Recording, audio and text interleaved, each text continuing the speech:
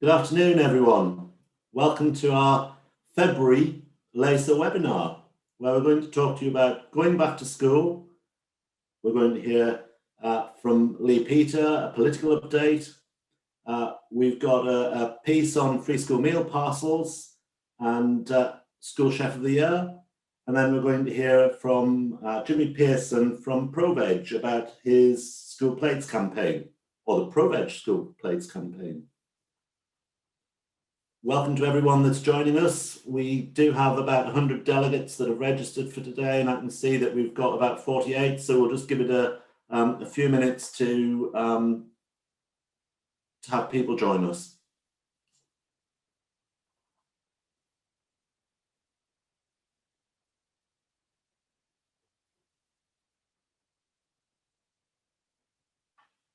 Let's see, we continue going up. We're in sort of the 50s now, so just in terms of sort of housekeeping, you'll remember that when we do these webinars, you've got a chat function and the Q&A function. So please use the chat function to greet each other and say afternoon to everyone. I can see Gordon Murray from Quorn has just done that. The Q&A, if you've got any questions that arise during the course of the webinar, if you can just post them on the Q&A function and we'll try and answer them, if not during the webinar, at the end of our session. Sorry, following up via email. Hi Sharon, good to see you. Well, I can't see you, but I can see that you said good afternoon.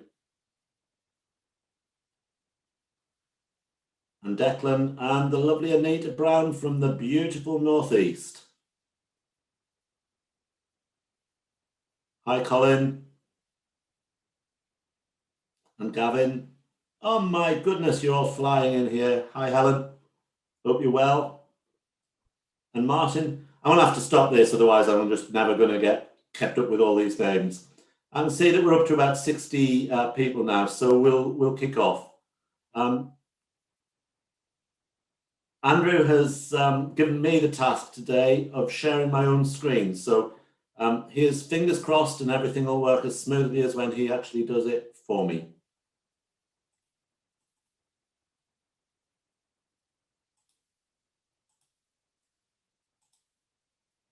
Okay, we'll crack on.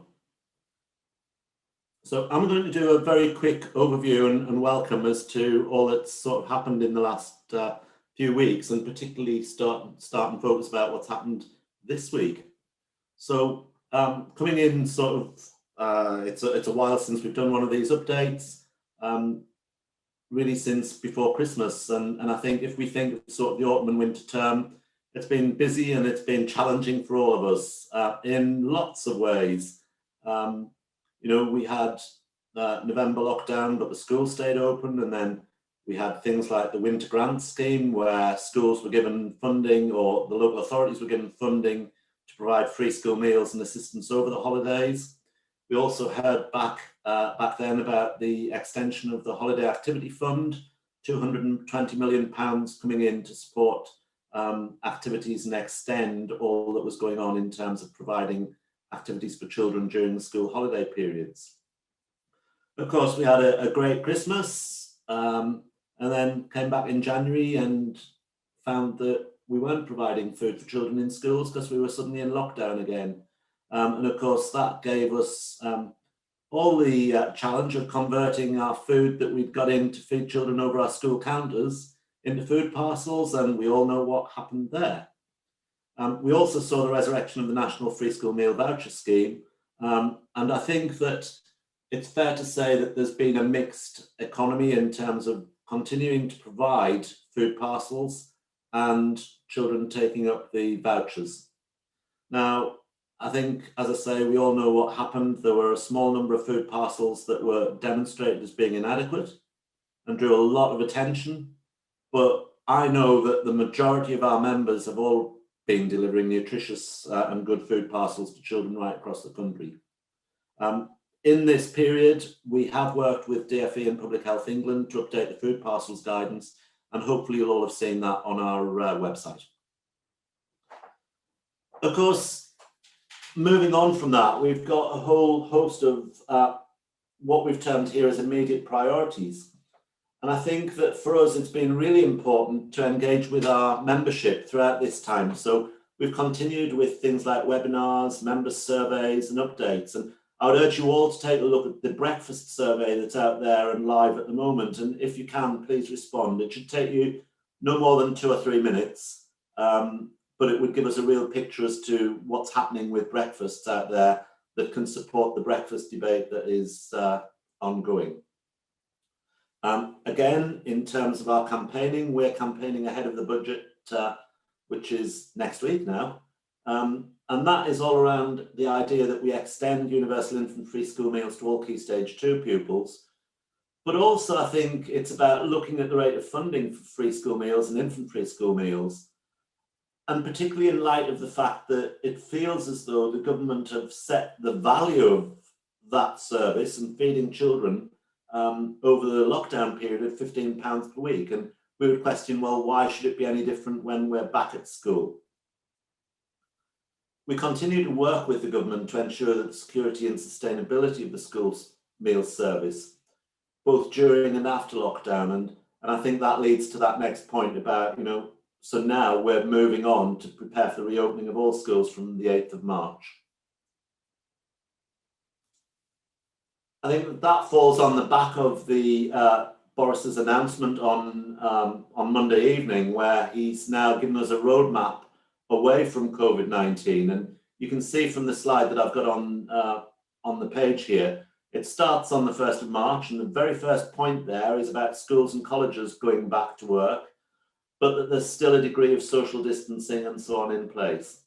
It moves through the sort of the step 1, step 2, step 3 and 4, where we expect step 4 to happen no earlier than the 21st of June, and based on data decisions that the government make and data that they gather and collect will, I suppose, dictate how quickly that roadmap moves. But we can see from our pilot books on step 1 on the 8th of March, down to the fact that it comes to the 21st of June, and the hope is that we've got no legal restrictions on anything by then.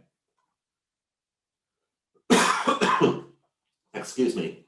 But following the Prime Minister's announcement on Monday, I had a meeting with colleagues from DFE yesterday and asked some fairly sort of fundamental questions. So I asked about primary schools. What does that mean, that children are back? They said that all children are back, that the government are not enforcing bubbles, though schools may choose to continue to do them, and will try to do the 2-metre rule or provide face masks at local discretion. But certainly in primary schools, they're expecting it to be school as usual, and that children will be back in their normal classrooms, and that services can pretty much return to normal, other than that you have to have your windows open. In secondary schools, the expectation is that students will come back after 3 consecutive negative flow tests. So we may see a staged return to that. So it depends how quickly the schools organise the flow tests, but that all students have to have 3 negative flow tests before they can return. Any positive flow test results mean that children will have to isolate. I asked a question about school caterers being included in those school staff flow tests, because we have heard that some schools are including them, some aren't. And the view is really that a head teacher that doesn't include all adults in their school is potentially being negligent, because why would you test 90% of your staff and not include your caterers or your cleaners or your midday supervisors in that? So schools should be including our catering staff in their school tests. However, employers with more than 50 employees can be issued with flow tests free of charge from the Department of Health and Social Care. And you can see that there is a little link there to follow if you're needing to do that and wanting to get some access to some of those flow tests. I asked the question if that applies to local authorities as well, and they said that it should do, and certainly where local authorities have got arm's length companies or business departments that look after catering, they should be entitled to get those flow tests as well. If you've got a challenge with that, do please drop me a note and I'll go back to DFE and ask them about that. We went on to talk about instances where self-isolating children entitled to free school meal should continue to have the option of either a food parcel or local vouchers, and that they would be funded by the schools. The National Voucher Scheme and the Supplier Relief Scheme will both end on the 5th of March. So Eden Red vouchers will stop from the 5th of March. I talked a little bit about sort of this idea of bubbles and where we've got changes in service, and particularly around the challenge for delivering food to children with allergens or food intolerances, where our catering teams are not necessarily the people that are serving the meals. Because in some instances where we're doing classroom feeding, teachers may also be involved in serving the meals. And we would need to make sure that we discuss and agree with the head teacher in every instance what the position is in terms of children with allergens. And I would suggest that you document that discussion so that if there are any sort of queries or questions following it, you've got a documented trail of evidence to support whatever you have done. Finally, we have got something that we've done and we've got ready for you, which is our Marching Back School Meals promotional campaign. So this is something that we're launching as schools return to classroom learning. So it's something that you can all use from the 8th of March. A new national campaign to encourage schools to restart and get children back onto hot meals. So a little bit like our Hottober campaign that we launched and had real success back in October, we've done our Marching Back campaign. So the resources are available on the school lunch website address, which is shown here, and which again we'll put out onto the website. I would stress that the Welsh language version is also available, though I haven't got that on this slide deck at the minute. You can see that what we've done is some posters, banners, social media artwork, so you can put it onto your social media advertising, some open belly posters for you to be able to put menus and so on there, and there are stickers available if you were to go on the website, though obviously most of this is available for you to print locally. It would be wrong of me to sort of think that all we've been doing in this sort of last year is focus on COVID, and I wouldn't move away from sort of the reminder that we do have 3 priorities that we work to. So we've got our infant free school meal extension. You know, we talked about the 234 increase last year, and I've already mentioned that we're appealing to government for more funding for that. Our allergens webinar was held in the autumn, and we launched our allergens process, and hopefully you're all going to be able to feel the benefit of that as we move forward into more children coming and taking lunches with us and having the risk assessment process there for you to draw down upon. And finally, childhood obesity is something that isn't going to go away, and that certainly if children are anything like me, they've lived on bread and not moved much from their chair for the last year. And we need to be mindful that the activities in school not only are about feeding children well, but guiding them in terms of taking balanced choices. Coming up, we've got some further engagement planned with membership. I've mentioned already that we've got a survey live out there, and certainly we want to make sure that we're responding and acting to things that you want to see from us following the last 12 months of disruption and uncertainty. I've mentioned again about we're campaigning and continue to campaign for that uplift for infant free school meals and free school meals, and certainly have got our paper into the Treasury stating the case for us to get more money there. We've got another webinar planned for the 24th of March, so please do join us on that, where we'll be really sort of having some news and hopefully celebrating some success from the return to school.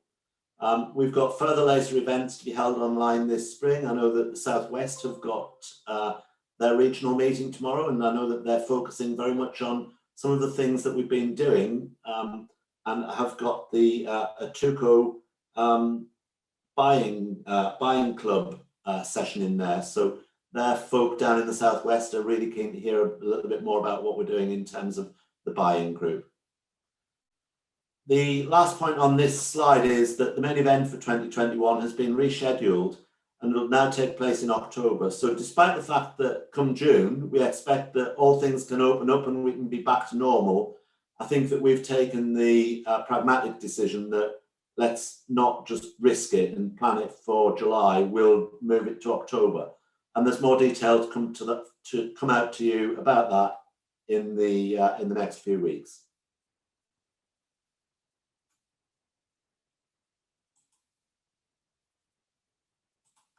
That really moves me sort of to the end of my half dozen slides or so. If there are any questions, please do drop me a question. And if I can't answer it, I'll go back to DFE, particularly around sort of the return to school piece.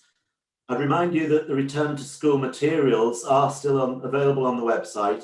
And again, if you can't find them or if you need some help in getting to them, drop us a note at the LACA admin address and we can signpost you to them. I'm really pleased that I would like to introduce now Holly Charnock and Carol Harwood from our School Chef of the Year team.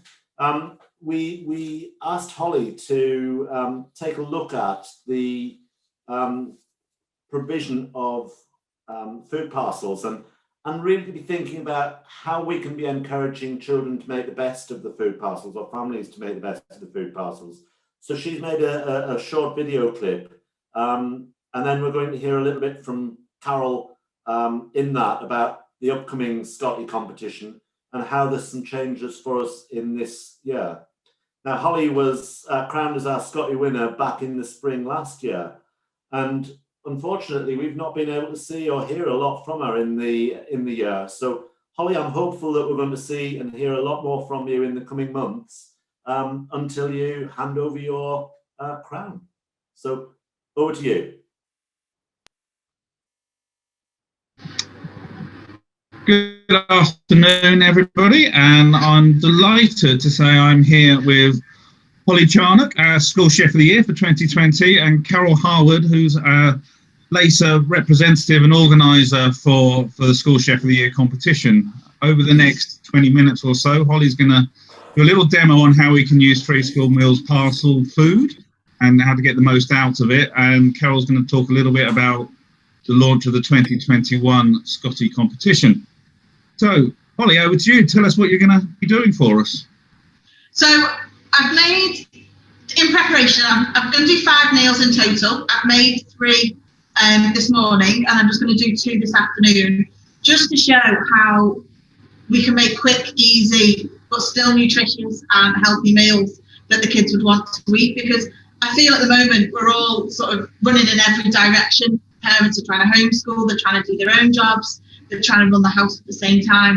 So if we can make one thing easier for them by making sort of lunch times easy for the parents, then I think we can all sort of help in one little way. So I've done meals that are literally this morning took me 10 minutes to make, and then I'm going to do 2 this afternoon with you. Fantastic. Do you want to crack on and we'll just chat as you go? Okie dokie. So how many are you packing up every day, Holly, to go out? What's your we're quite low at the moment, so we do 24 food parcels, and I've been doing them every 5 days, so per week. Simply because I think a 2-week parcel is quite a lot, and you can't keep produce fresh for 2 weeks. So I think if I can do it every week, keep it nice and fresh for people, then that's the better one for us. And at the moment we've got about 75 key worker children at home. So we feed them as well every day. So I'm just literally going to make tuna and sweet corn potato skins. Some people, you can make it even easier and just do tuna and jack potatoes. But I think it's something that is actually really, really quick. One of the other meals I made was a Spanish omelette. So I just baked all the potatoes together. And then I made the Spanish omelette by slicing the potato once it was a bit cooler. And then that's sort of 2 days meals done on one day. So all they'd have to do is slice the potato, add in the egg and onion, and then they'd be away. So have parents asked you for any recipes for anything that you do? Yeah, to be honest, quite a few have. We've sent home a newsletter with ideas sort of added onto them to go with the food parcels. And all our food parcels have gone in little paper bags, so we've added little handwritten notes and little hearts and pictures onto for the kids, just to make it sort of a bit more personalised and a bit, to let them know we're still thinking of them, really. So do you get parents asking for your normal recipes for things that you cook on the menu when you're in full business? Yeah, all the time. And we get parents saying like, oh, my child will only eat your curry, so won't eat my curry. What do you do different? Probably absolutely nothing. It's probably just the novelty that it's school and their friends are eating it, kind of thing. I can remember being stopped by a parent when I was a cook manager many years ago, saying that her son would only eat my beef stew. And in those days, we had a single choice menu, and you were doing for 300 in a big floor boiler. And I just find this so amazing that she'd actually want to stop me and ask me that in the middle of the shops. I love it when parents say, oh, my child won't eat that because it's got vegetables in, and you think, your child eats that every day and really enjoys it. It does make me laugh. Do you still find you have to hide the vegetables sometimes, though, Holly? Or I do hide quite a lot of veg in things. And then what I tend to do is, if I've got fussy children, I'll seat them next to the kids that are dead adventurous and will eat anything. And I'll put them in a bowl on the plate to start off with, and just say, just try a little bit, and then go from the bowl onto the plate, and then mix everything in.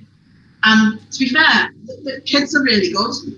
There's the odd one that likes things separate or don't like things cooked, but not many of them, to be honest.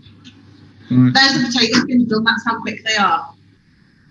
They're done and easy, and they'll just grill for 5 minutes just to let it all bubble and melt in, and then they're done. And what do you just serve them as they are, Holly, or do you? So I'll put them on the side with some veg. So I made some little veg bowls up. So there's sweet corn, tomatoes, and cucumber sticks in there. There's some grated carrot and pepper in there. There's carrot and cucumber sticks, and then there's some others on the other plate. So just because your food parcels, you're limited to how many veg that you can put in. It's trying to serve them in different ways that the kids will recognise what it is, know that they'll like it, but it looks a little bit different. Because a finger of pepper is a bit different from a whole pepper, isn't it? Yeah. And a lot of people, I don't like peppers. No, they're too strong, they're spicy. We think, no, peppers are sweet. A lot of kids think they're spicy. So what's your most popular vegetable then, or salad ingredient that you're packing up? I would probably say cucumber. I think. Yeah, they all like cucumber. A school meal's cucumber factory somewhere, because it seems to be what everybody likes, isn't it? Everyone likes it. Yeah, I think it's one of the things you feed your kids when they're little, don't you? It's finger food that they taste. Finger food, yeah. Yeah, so I think they all sort of have a little go at that. And serving them that way makes it fun for the kids as well. It's not just sort of a plate of food, is it? There's bits and pieces everywhere. So and it's something different for them as well. Yeah, when we were chatting before we started recording, Holly, you were saying that you've had, if anything, you're having problems with too much food in some of these parcels. Yeah, so when I've made stuff today, I would say I've used maybe less than half of what's in the parcels for one child. So there's definitely more food in the parcels than not is needed, but is required for a lunchtime meal, I would say. It is quite a lot when you look at the guidelines that came out to remind us the other week. You're thinking a pack of 10 wraps, 10-inch wraps, which is far more than the school food plan tells you. So the whole family's probably getting lunch out of school meals lunch. Well, really, if you think you wouldn't ever serve 2 wraps, I'd only serve 1. Yeah. So you think that's quite a lot, isn't it? So one of the meals I've done is a pasty. So it's 1 wrap folded over, if you can see. And it's got beans, cheese, sweet corn, peppers, onions, all mixed in, then put inside, and then just folded over and brushed with some egg. And that's quite a substantial meal. That is, that's even for an adult. Yeah, but it's still only 1 wrap. Yeah. Yeah, I'd be quite happy with that for my lunch. My son's very happy with them for his lunch.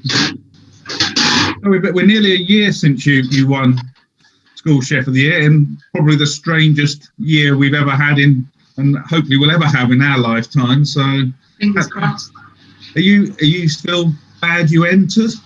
Oh yeah, definitely. Yeah, because you don't enter for the reward, you enter for the experience as far as I'm concerned. So it was still an amazing experience. I still enjoyed it. Yes, okay, you don't get some of the rewards that was part of it, but you know, I still had an amazing time. I learned lots, and it's something that can never be taken away. So yeah, I had a great time. Well, we're looking forward to you helping us judge the finals this year, and we're also looking forward to you coming to Germany with us to see school meals like there. So that'll be amazing. You won't miss out on, that's for sure.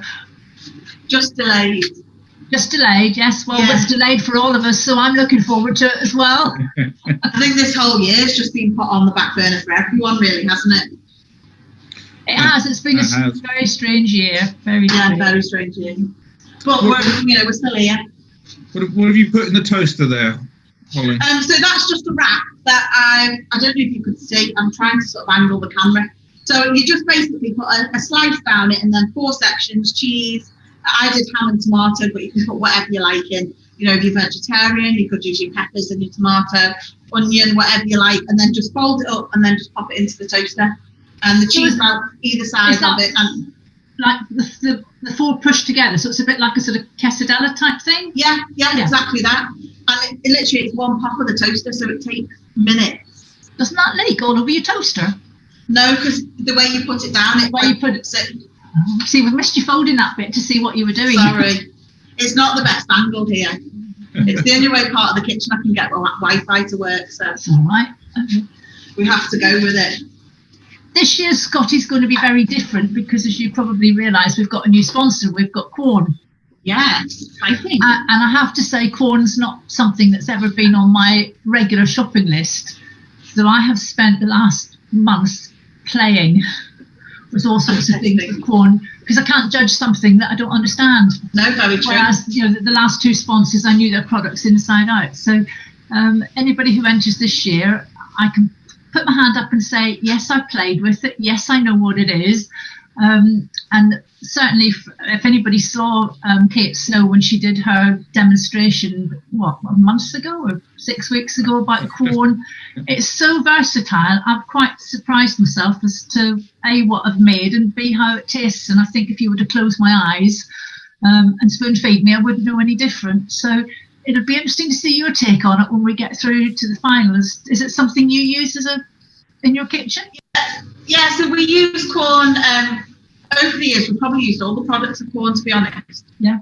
And especially like the Quorn nuggets, the kids don't even know the difference. We do lasagna with the mince. They don't know the difference. Yeah. So I think it's a really good product. It'll be really interesting to see how, you know, other people make it exciting and inventive.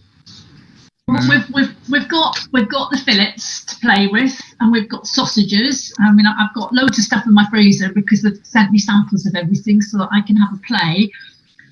And yeah, I must admit, I'm quite looking forward to see how inventive people are. Yeah, I think it'll be really interesting. We're looking for really, really different ideas. So we've got the fillets, we've got the pieces, we've got the mince, and they're quite easy to work with. And then we've got chicken-free slices and ham-free slices. So we've got quite a variation. But my not concerned, the one thing I would advise people is to have a good practice and play with it, because you probably know yourself, the Quorn mince and the Quorn pieces bulk up so much. Whereas if you were cooking ordinary mince and chicken pieces, they would shrink. So, yeah, and they cook differently as well. Yeah. So I think the more you play with it, the more experience, the more you learn things. I changed my menu numerous times when we did it. This is really useful for people. This is the Quorn School Meals recipe book that's on their Quorn site. And there's some really good. Seen that. Oh, there you go. I'm teaching you something today. There's some really good ideas in there, but I think most of the products need to be marinated or put through seasoning just to make them work. So yeah, inject a bit more flavour. Yeah. I think if anybody who's entering has a good look at what's available and all the recipes, even for some of the recipes that are on there that aren't school meals, I think they'll be fun. They'll be real fun. And I've had one or two of the real old-fashioned school recipes from recipe book I wrote years ago. I'm just being creative and inventive. So I think we'll have fun. I'm looking forward to it, very much so. If people are thinking about entering, Holly, what would you say to them? What was the experience like? Oh, definitely go for it. I entered for a nice day out, really. I like to learn, I like to improve. So my main thing would take all the feedback on board and listen to them and improve on it. We all go in thinking we've done our best. Like I went to the first round and I was like, yeah, that's the best I can do. And actually when I went there and listened to the feedback, I thought, no, I can do it better. To take it on board and improve on what they tell you, because even though you think it might be right, there's always little tweaks that can always be made. Keep tweaking it and keep learning as you go, sort of thing. Yeah, definitely. And take on, like I cooked mine, oh gosh, so many times. And I'd have all the staff in school tasting it, I'd have my friends tasting it, my family tasting it. And it was only from comments from them that made me add different things to it every time. One of the teachers, I made it at lunchtime, one of the teachers was having her salad, and I put a balsamic reduction on mine. And she was having her salad and she went, oh, this would be really nice. I literally took it off and poured it on and went, yeah, I'll have that. So it was just little things like that to take from other people and learn from. It's going to be quite different this year, I think, as well, isn't it, Carol, with the final being live at the main event with best part of 2,000 people passing the competition during the course of the 2 days. Yeah, I think it's good.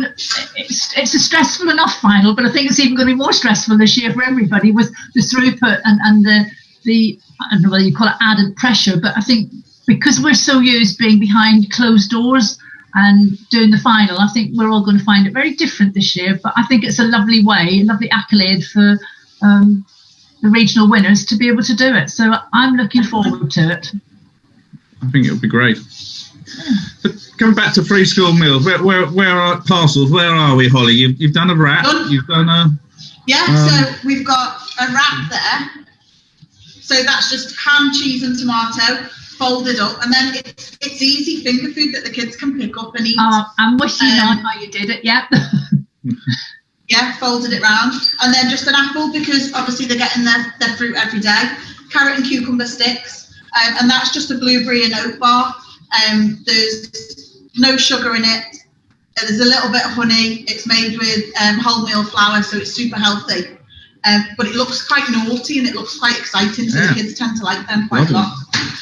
Do you send that out ready-made? Do you send that out as a ready-made product? Or do you? Yeah, and then just put a sticker on when it was made and when it'll last. Okay. Then we've got ham and egg muffins on there. Wow, look at that. There's ham and egg muffins, cucumber, tomato, there's some sliced pear, grated carrot and pepper sticks. Yeah. Then we've got. This is more than lunch, isn't it? This is like there's like 3 meals on these plates. Especially if they're little kids, there's more than enough. Yeah, that's a year 6, year 7 portion almost, isn't it? To fill it up. Yeah, I'm good with my portions, as you can probably tell. Yeah. There's a Spanish tortilla there, so that's sliced pepper, sliced onion, sliced potato with some ham, egg, yogurt, kiwi fruit, and some beans. And then we've got that's a wrap made into pasty with some tangerine. So you think there's, from the parcels you're sending out, there's just loads and loads of options, really, isn't there? It's just, and none of them complicated. Not at all. As you say, how quick they were. You could complicate things up, and you could make something really, really nice and quite chefy out of it. But do we all have time to be doing that right now? I don't think we do. I think we need to concentrate on our kids and on their mental health more. Yeah. So what is it behind you? Is that a kind of normal weekly food parcel that you've laid out there? Yeah, so that's just what I've made everything from. So there's 6 eggs, there's yogurt, there's potatoes, sweet corn, a pack of wraps, beans, tuna, ham, cheese, tomatoes, grapes, pear, banana, tangerine, apple, carrots, spring onion. So how do you cope with any of your kids who've got allergies? So we have a list of what children have got allergies. Yeah. And because I'm doing smaller parcels, it's a lot easier for me to sort of keep a tab on. But we just write on every bag is the child's name. So if they've got any allergies, it gets starred on there. And then we just adapt it to suit them, because they've still got to have the same as the other children. Yeah, finding that the gluten-free alternatives and the milk-free alternatives, isn't it? Yeah, so we've got like a dairy-free child, so I made dairy-free malt loaf, dairy-free bars, and sent them out. So they still get exactly the same, we just try and tweak it a little bit. Brilliant. Well done. Great. Well, that's fantastic. Thank you, Holly. I think it's really given everyone a good idea of what can be done with the free school meals parcels. I think we've told everyone about the merits of Scotty and being a School Chef of the Year winner, even if it's only a trip to Germany with Carol. So that's a prize in itself. Thank you. It's a prize that we'll be carrying on as well. That anyone who's entering will be glad to know. So thank you both for your time. I don't know if there's anything else you wanted to add about Scotty, Carol, before we go. Just to remind people that the entry deadline's now been moved to 23rd of April. Paper judging will be the second week in May, and the regional finals will start in June. So we will be around the countryside catching up with people and hoping that we've got lots of entries and people to judge. And I think you've got a few people in already, haven't you, Andrew, from what I gather? I believe we've had about 30 entries already, and we normally get more as we reach the deadlines. That's when people sort of suddenly commit to it. And I think, to be fair, people have got a lot on their plate, as Holly's already mentioned at the moment. So I think it's probably something that people will do. And with the school supposedly going back in a couple of weeks' time, then hopefully that'll sort of get people really focusing on it. Because I think it's really important this year that Scotty has a big profile, and that people understand the amazing work that school chefs do and are doing around the country all the time. So. Well, I certainly look forward to working with Scotty and catching up with Holly, because we've missed so much gossip and time and fun. So I should look forward to that. We're gonna have to make Holly's last few weeks of being School Chef of the Year a lot of fun, aren't we, Carol? We are. I don't have a problem with that. Great. Thank you both for your time. Okay, you're welcome. And I look forward to hopefully seeing you both in the not too distant future now. Yeah. Fingers crossed. Fingers crossed. Yeah. Thanks, everyone. Bye. Bye. Thank you, Andrew, Holly, and Carol for that. Holly, I've got a message from Colin Upton, the service manager at Sefton, to say how proud they are of you and that you're an outstanding member of their staff, and to remind you what a great job that you're doing and continue to do, and how you deserve all the success that you've had this past year, and particularly with your role as School Chef of the Year. So thank you for that. And thank you, Colin. We were really pleased to have Quorn join us in terms of Scotty to be our new Scotty sponsor this year. And we recognise how much more plant-based food items are now featuring on all of our menus. And so I'm really pleased to introduce Jimmy Pearson from ProVeg to talk about their School Plates campaign. Many of the world's most urgent problems share a common cause, and that is our food choices. And ProVeg, I know, are dedicated to raising awareness of how we can handle some of these problems through our dietary choices. So, Jimmy, over to you, and we're looking forward to hearing from you about the School Plates campaign. Thanks very much, Stephen. Good afternoon, everybody. I will share my screen now.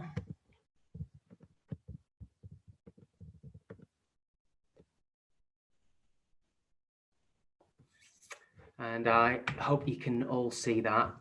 So yeah, I'm Jimmy Pearson. I'm the director of ProVeg UK, and I'm here to present all about our flagship program, which is called School Plates, which is all about how small changes to school menus can have a big impact on the health of our children and the health of our planet. So over the next 15 minutes or so, I'm going to outline what we're trying to achieve really with School Plates, why we're doing it, and then focus on the how of it all, the practical application of our menu services and how we can and would love to start working with more of you. So a little bit about us to start with. ProVeg UK is part of a much bigger organisation called ProVeg International, which is a global charity with 8 country teams across 4 continents. Our mission is a big one. It's to reduce the global consumption of animals by 50% by the year 2040. And our vision is a world where everyone chooses delicious and healthy food that's good for all humans, animals, and the planet. We run different projects in different countries, but something that we do in multiple countries, a bit of a common theme, is school food programs. And a couple of years ago, we were awarded by the UN a Momentum for Change Award, which was awarded for our climate-focused school food programs in Germany.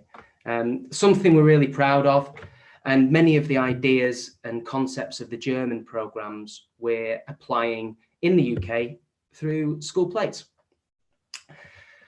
So what's our aim? What we're trying to do? Well, it's pretty simple. It's to help school meals to become healthier and more sustainable. And we do that through working with local authorities and catering companies, offering a range of services that are really intended to increase the uptake of existing vegetarian food, but also to increase the quantity and quality of plant-based food as well.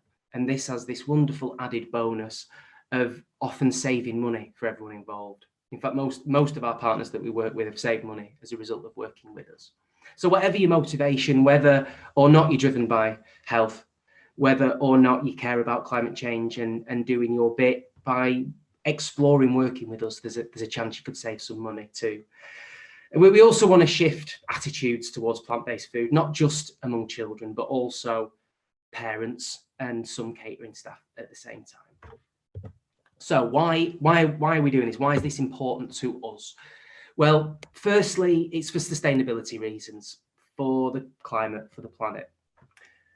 I think most of us probably recognise that we need to eat less meat and dairy for the planet.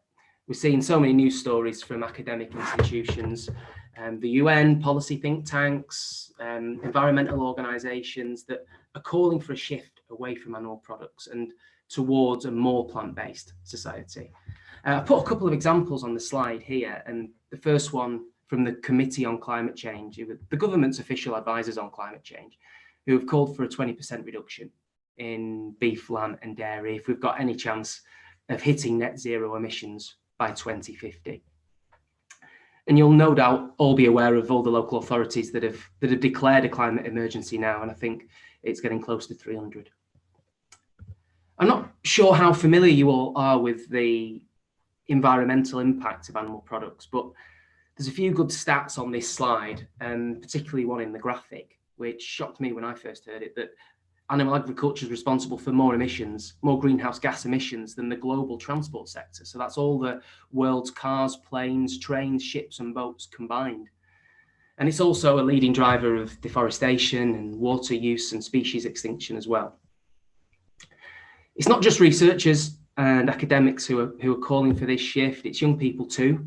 There's a study, a YouGov study by the Eating Better Alliance, and found that nearly 2/3 of 11 to 18-year-olds said that climate change and the environment was one of their most important issues for the country. And in that same study, those respondents who wanted to eat less meat also said they wanted to see more meat-free options made available at school, because they're not always able to influence shopping habits at home. The second and other main reason and final main reason that we want to do this is for children's health. Stephen's already talked about childhood obesity being one of LACA's 3 priorities. We know it's a problem, don't we? And the World Health Organization has recognized it too. Good news that we all know it's largely preventable through diet, eating more fruits and vegetables, grains, beans, and eating less saturated fats that we find mostly in animal products. The same organization, World Health Organization, a few years ago classified processed red meat, which is obviously sausages, bacon, pepperoni, things that we do sometimes find on school menus, as a class 1 carcinogen, which means that it is a cause of cancer, and they put it in the same category as tobacco. It's one you're probably already aware of. And red meat was in the next category down, and they said that meant that it probably caused cancer. If we had the opportunity to completely start again on school food, knowing this, without knowing what we know, perhaps this wouldn't feature on menus. Plant-based food, on the other hand, is packed full of nutrients and fibre. We know this, lower in fat, lower in calories, and lower the risk of chronic diseases.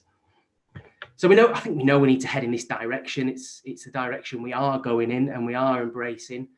And we've got such a big chance within school food to have a big impact. We are also aware of the inherent challenges, the attitudes of some parents, children, some catering staff, budgets, traditions. We also need children to actually eat the food.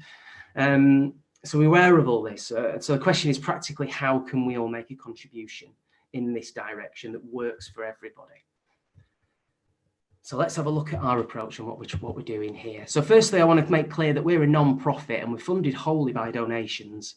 And fortunately, it means that we're able to provide all of our services completely free of charge.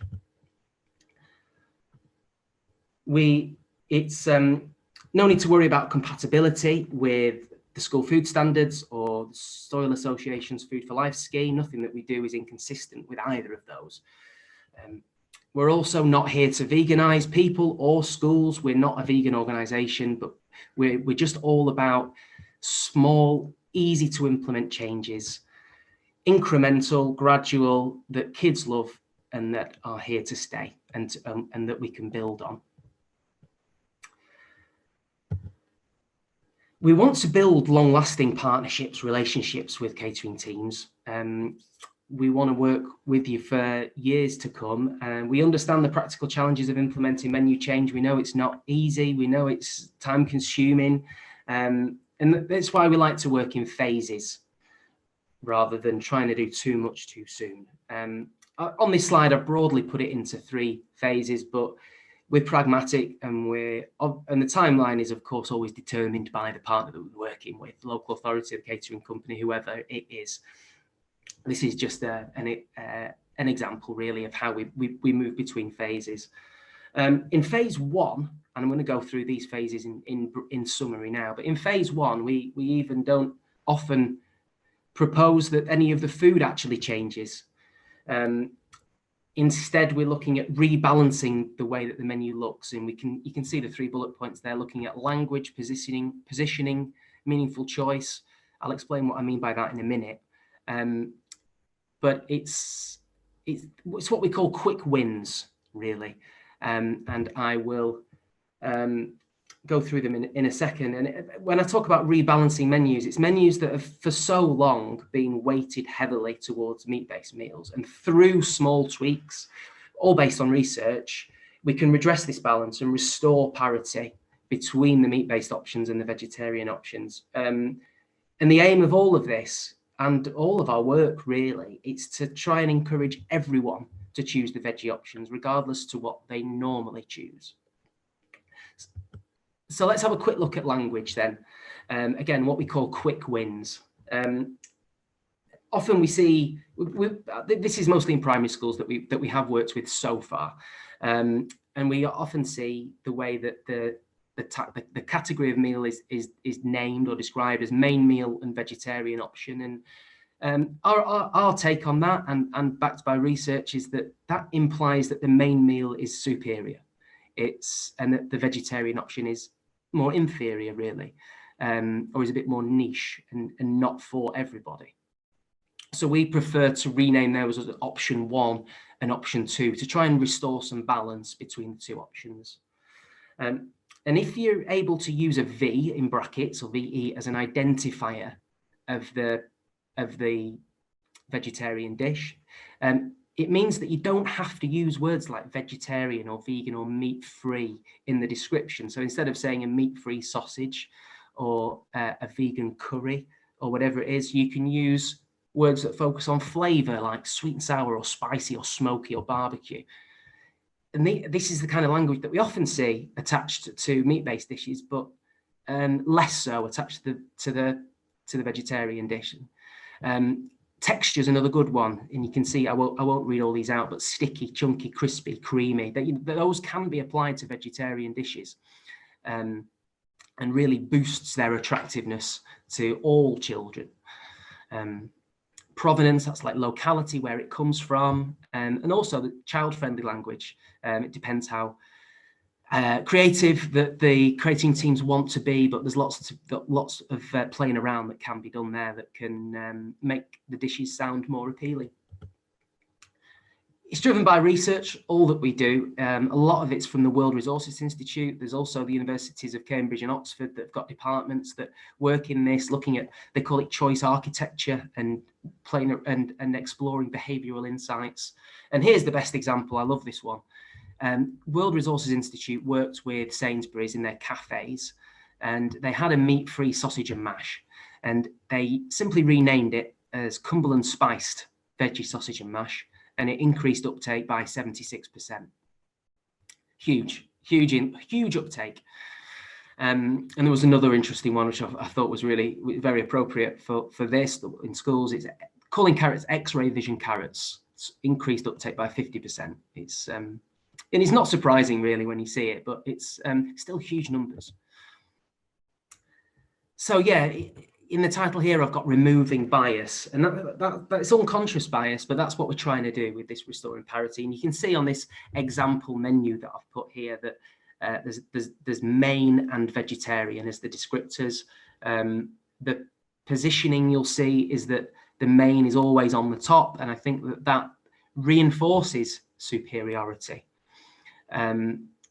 And also you'll notice that we often see a lot, and we understand the restraints in catering teams, that the vegetarian option is often, not always, and it varies tremendously between teams, but sometimes it's a vegetarian version of the main dish. You'll see there the pork sausages and the vegetarian sausages on the Monday. In reality, who's ordering the vegetarian sausages? It's pretty much only the vegetarian children, but what we want to do is open it up to everybody. We've even heard stories of children asking if it's okay for them to have that dish, but obviously I'm not telling you anything you don't already know. So how do we play around with menus? I've just given you a hypothetical example. The one on the left is the one you've just seen on the last slide. The one on the right is with our tweaks. You'll see that we've changed main and vegetarian for option 1 and option 2. That also means that you can now put the vegetarian option sometimes on the top row. And just with the V as the identifier, it also means that there's no words like vegetarian or meat-free, which we find restricts uptake only to vegetarian children. So instead of using words like vegetarian or veggie, we've got Italian and sizzling, things like that. This is just to give you an idea of the kind of menu edits that we like to suggest.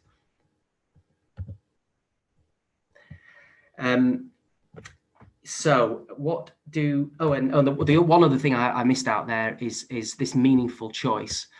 So what we do like to suggest is we'll try and find ways to tweak very slightly a recipe. In this instance, we talked a moment ago about the pork sausages versus the veggie sausages.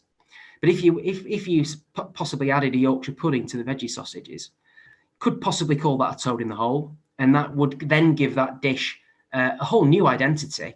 It seems very different on the menu to pork sausages, and you've got a chance there to attract many more people who would normally go pork sausages to then choose it. Not always easy, and there are restrictions in place, we know, but that's the kind of thought processes that we like to suggest.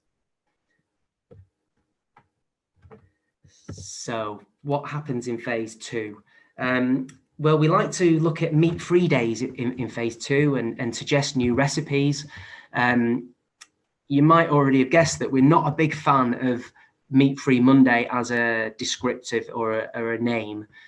We really think that meat-free implies that something's been taken away, that children are being deprived of something.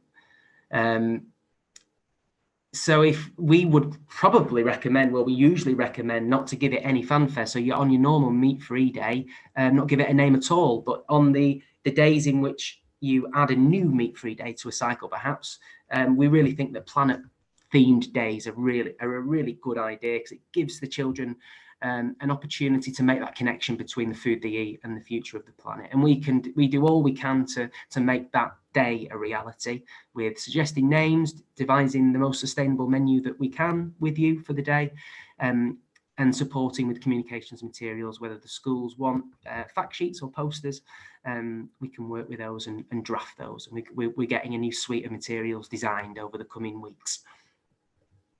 It's not just planet-friendly days in phase 2. We just want to continue to support on a pragmatic way and just keep nudging us towards more sustainable recipes. And we often look at desserts and sides in phase 2 that we don't on phase 1.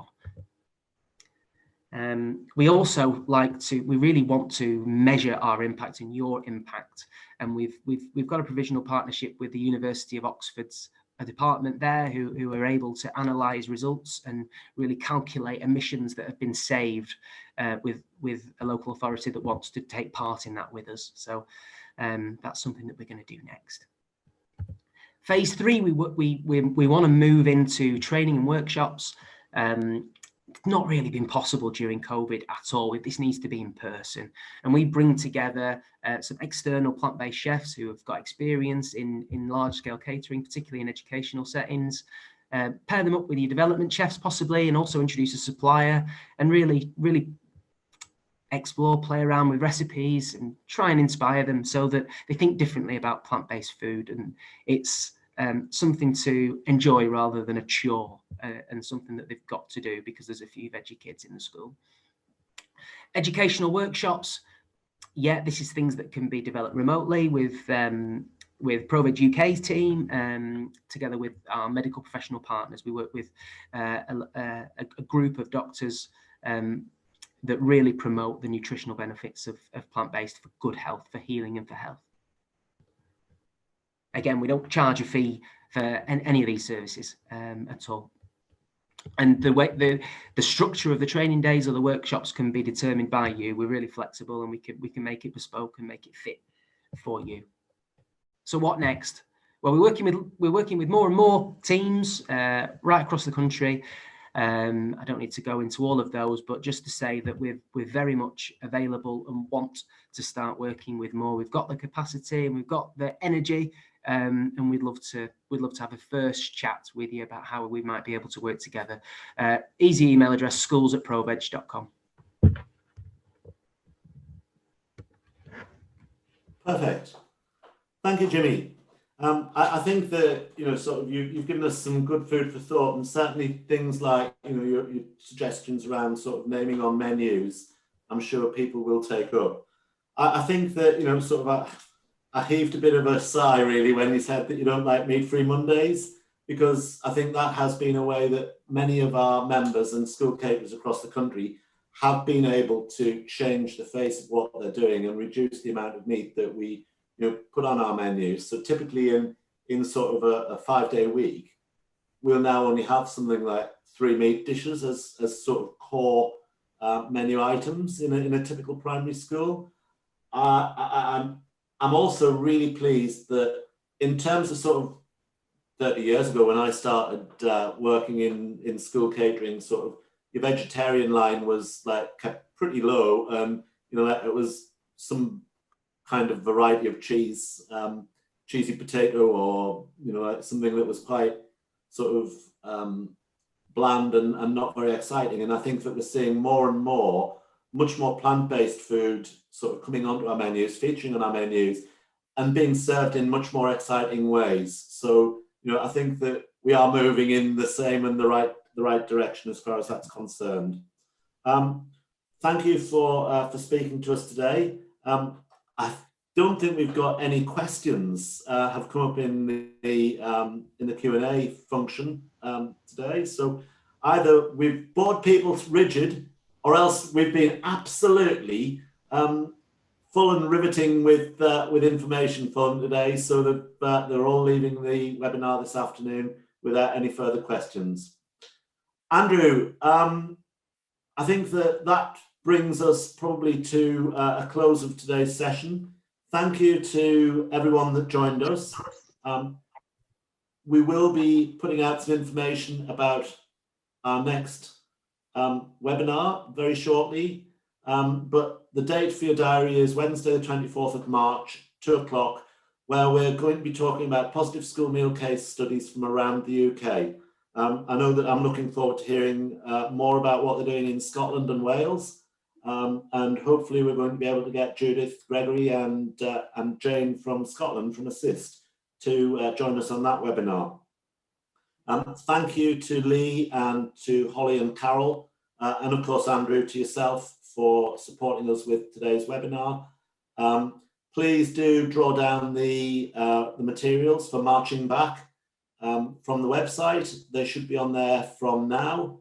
And I'll just remind you, if you're not a member of LACA and want to find out more about our membership, please visit the website. The videos today will be available via the website in 2 or 3 days' time, when we've been able to just edit and get them into a transmittable shape. So thank you very much, and that closes our webinar for today.